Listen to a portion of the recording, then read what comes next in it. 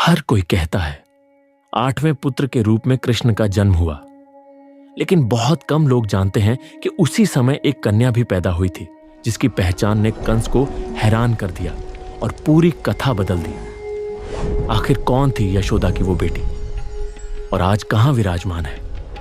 भागवत पुराण में वर्णन आता है कि जिस रात मथुरा की कारागार में देवकी और वासुदेव के 8वें पुत्र के रूप में श्री कृष्ण का जन्म हुआ, उसी रात गोकुल में नंद बाबा और यशोदा माता के घर एक कन्या का भी जन्म हुआ था।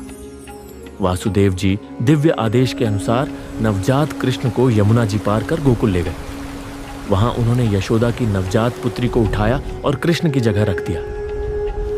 फिर उस कन्या को लेकर वापस मथुरा की जेल में लौट आए। जैसे ही कंस को खबर मिली, वह कारागार में आया और समझा कि यह वही 8वां बच्चा है।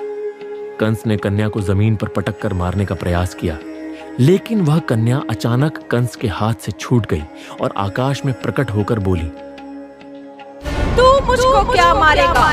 अपनी आयु संभाल, काल तेरा अवतरित हुआ, रूप है उसका बाल।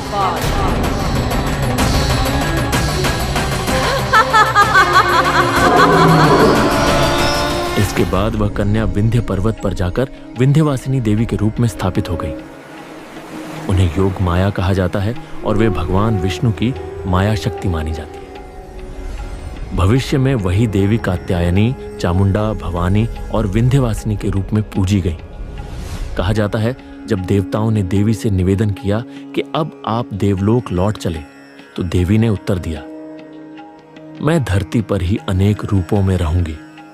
भक्त मुझे जिस भाव से याद करेंगे, मैं उसी रूप में प्रकट हो जाऊंगी। इसीलिए आज भी नवरात्रि और विशेष पर्वों पर योग माया की पूजा का विशेष महत्व है।